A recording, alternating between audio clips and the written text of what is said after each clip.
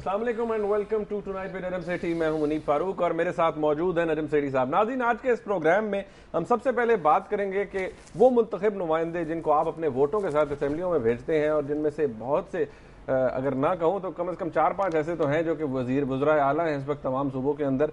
और अब देखना यह है कि जब वो RGST के ऊपर टैक्स लगाने के ऊपर एक कंसेंसस बना लेते हैं CCI की मीटिंग के ऊपर, और वहाँ इनफैक्ट कहा जाता है कि साइन तक कर आते हैं कि ठीक है जी, हमें एतराज़ कोई नहीं अगर रिफॉर्म किया जाए टैक्स नेट को या बढ़ाया जाए, तो वो खुद कितना इनकम टैक्स देते हैं, ये एक बहुत बड़ी बात है। और 2008 के जो इलेक्शन थे, जनरल इलेक्शन, उनमें जो आज वज़राए आला हैं उन्होंने कितना टैक्स शो किया अपनी इनकम टैक्स रिटर्न के अंदर, यानी अपने गोशवारों के अंदर। एक तो ये बात होगी, और दूसरी बात ये कि जिस तरह से हुकूमत ने अपनी जो फाइनेंस टीम है उसके अंदर कुछ तब्दीलियाँ की हैं।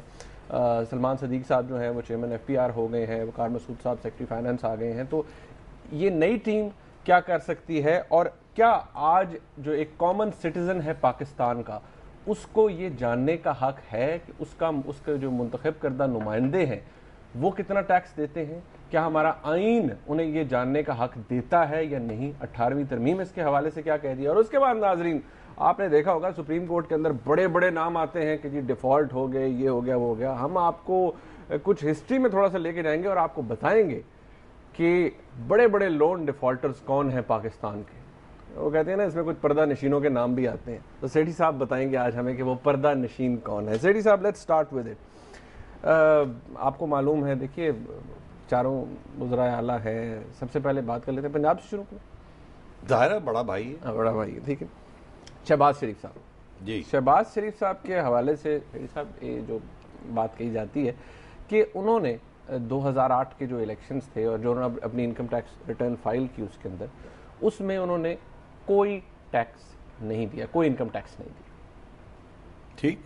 अमीर हैदर होदी खान साहब खैबर पख्तूनख्वा के, रुक जाइए। अच्छा मैं इसलिए पूछ रहा हूँ, आप कह रहे हैं उन्होंने कोई टैक्स नहीं दिया, तो उनकी तरफ से कोई दलील भी आई थी या नहीं? है ना, वो कहते हैं मुल्क से बाहर थे भाई। हाँ, तो फिर आप बताना चाहिए ना आपको कि दलील ये है कि वो कहते हैं कि 10 साल मुल्क से बाहर से एग्जाइल में थे, तो वो यहाँ कोई कारोबार नहीं था और कोई इनकम नहीं थी, तो इनकम नहीं थी तो टैक्स नहीं था। ये दलील है। ठीक, आगे आइए। आगे खैबर पख्तूनख्वा के वज़ीर आला जनाब अमीर हैदर खान होती साहब, हाँ जी, बहुत बड़े खानदान से उनका ताल्लुक, होती खानदान बहुत बड़ा खानदान है। उन्होंने भी कोई टैक्स नहीं दिया। कोई दलील है? कोई दलील। वो कहाँ थे? वो भी जिला वतन थे? नहीं, वो बिल्कुल पाकिस्तान के अंदर। उन्होंने कहा जिला वतन, तो वो उन्होंने भी टैक्स नहीं दिया। कुछ कमाया नहीं होगा ना सेठी साहब। हाँ, हो सकता है। अच्छा, आगे आइए।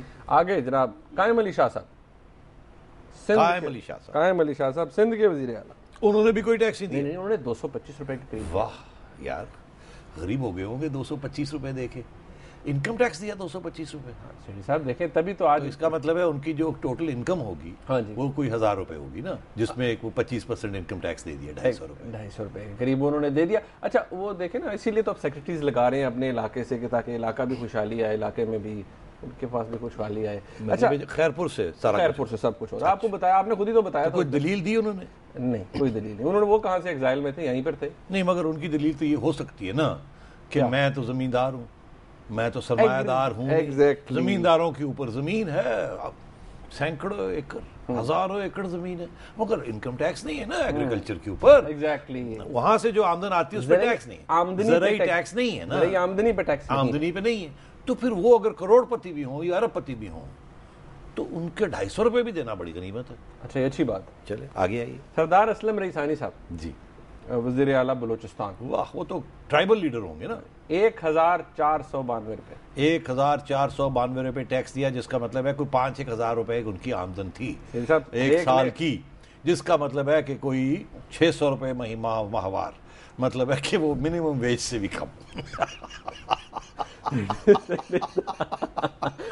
मतलब है कि वो भी फिर जमींदार होंगे, कवाए, वो ट्राइबल लीडर हैं, लोग आके दे जाते हैं पैसे जो कि इनकम में नहीं ऐड किए जाते, वेल्थ में हो जाते हैं। इसे पॉजिटिव तरीके से देखते हैं ना कि सबसे डिप्राइव सूबा है, लेकिन उसका वज़ीर आला देखें फिर भी मतलब 600 रुपए, 1492 रुपए दिए। अच्छा, तो अब आप क्या चाहते हैं, मैं क्या कहूँ? आपने सारी बात तो कह, मैंने सारी बात आपसे इसलिए की है कि अब देखें, अब आपको समझ आई क्यों एग्रीकल्चरल इनकम टैक्स नहीं लगता इस मुल्क में। MQM क्यों बार बार कहती है, और MQM क्यों कहती है कि एग्रीकल्चरल इनकम टैक्स लगाएं ताकि ये अरबपति और करोड़पति जमींदार जो हैं, ये ट्राइबल लीडर्स जो हैं, ये भी टैक्स दें। क्योंकि ये सब यही कहते हैं ना हम इंडस्ट्रियलिस्ट नहीं, मगर मसला ये है कि शरीफ बरादरान जो है ये तो एक जमाने में तो बहुत बड़े इंडस्ट्रियलिस्ट थे, अब पता नहीं इनकी कितनी इंडस्ट्रीज हैं, कम से कम 2 शुगर मिल्स तो मानते हैं ना है। तो अगर 2 शुगर मिल्स मानते हैं और 2 शुगर मिल्स में ये डायरेक्टर्स हैं दोनों भाई साहब, तो शुगर मिल्स में प्रॉफिट होगी, अगर प्रॉफिट होगी तो डिविडेंड मिलता होगा इनको, या एज डायरेक्टर्स कुछ पैसे मिलते होंगे, तो अगर कुछ तनख्वाह मिलती है तो उसके ऊपर टैक्स होता होगा, तो क्यों नहीं वो टैक्स अगर मिलता है तो क्यों नहीं लिखा गया। और अगर प्रॉफिट नहीं हो रही तो पता चले कि ये तो बेचारे वो मतलब है कि टेक्सटाइल मिल्स, वो जो शुगर मिल्स हैं वो प्रॉफिट में नहीं जा रही, लॉसेस में जा रही है। क्या उस दलील का हम क्या करेंगे, वो जो जलावतनी वाली दलील है वो स्ट्रॉन्ग है, हाँ। हम यहाँ है नहीं ना। अच्छा, अब जो शरीफ बरादरान की बात करें, शरीफ बरादरान की उनके शहबाज शरीफ साहब के साहबजादे ये, उनके साहबजादे ये कहते हैं कि मैंने 7.5 लाख रुपया इनकम टैक्स दिया है 2008 में जो उन्होंने सबमिट किया। अच्छा, ये वाज़ेह नहीं है कि ये उनकी जाती इनकम टैक्स रिटर्न है या सारे ग्रुप की तरफ से वो कह रहे हैं कि हमारे ग्रुप ने ये दिया है, मगर अर्ज ये है कि अगर ग्रुप ने भी ये दिया है 7.5 लाख रुपया, तो मतलब ये है कि ये तो यकीन नहीं आता कि 7.5 लाख रुपया एक ग्रुप का जाती इन लोगों के एज डायरेक्टर्स सारी फैमिली के हैं, तो इसका ये मतलब है कि अगर 10 डायरेक्टर्स हैं फैमिली के अंदर, माँ बाप बहन डॉटर सब, तो ये तो मतलब है कि 70-80 हज़ार रुपया साल का टैक्स दिया तो मतलब है आप सोचें कि इसका मतलब है ये शुगर मिल्स वगैरह जो है 0/0 इनमें से कुछ नहीं आमदन हो रही। हाँ, अब बाकी चीजें छोड़ दें। हाँ, नहीं, अब वो कहते हैं कि हमने दिया अरबों रुपए दिए, करोड़ों रुपए दिए, वो कहते हैं शरीफ ग्रुप जो है वो दे रहे। तो क्या कौन से ग्रुप ने दिया अरबों रुपए? ये क्लैरिटी तो आनी चाहिए ना। मैं समझता हूँ ये अच्छा है, हमने सवाल खड़ा कर दिया, हमने भी इल्ज़ाम नहीं लगाया, हमने तो फैक्ट्स एग्जामिन किए हैं। हम चाहेंगे कि इनकी तरफ से हमें पता लगे, इनके स्पोक्समैन हमें बताएं, आवाम को ये बताएं कि ये जो 7.5 लाख टैक्स दिया है हमजा साहब ने, ये उन्होंने ग्रुप के बिहाफ पे दिया है, कैसे डिस्ट्रीब्यूट किया गया है, ट्रांसपेरेंसी होनी चाहिए। हमारे लीडर्स हैं, अगर साफ शफाफ हैं तो सामने बता दें, अच्छी बात है, तो पता लग जाए कि ये हुआ क्या हुई। और 2008 की इन्होंने बात की है, कोई फिक्र नहीं, आगे भी बता दें 2009 में क्या हुआ, 2010 में क्या हुआ। अब वक्त आ गया है कि हमें ये सब चीजें बता देनी चाहिए ऑन रिकॉर्ड। तो ये तो इनकी बात हो गई।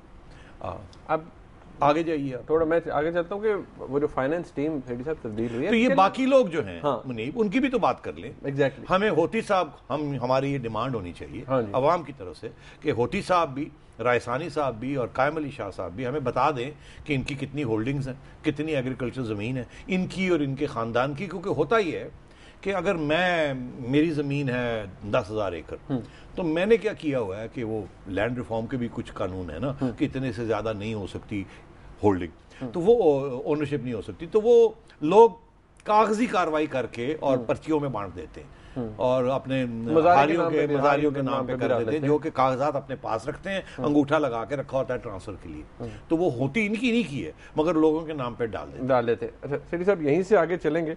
नाज़रीन, अभी बहुत कुछ है इस प्रोग्राम के अंदर जो आपको दिखाना है, और जिस तरह मैंने पहले कहा बहुत बड़े बड़े नाम आएंगे उन लिस्ट के अंदर जो हम आपको दिखाएंगे। एक ब्रेक के बाद हमारे साथ रहिएगा।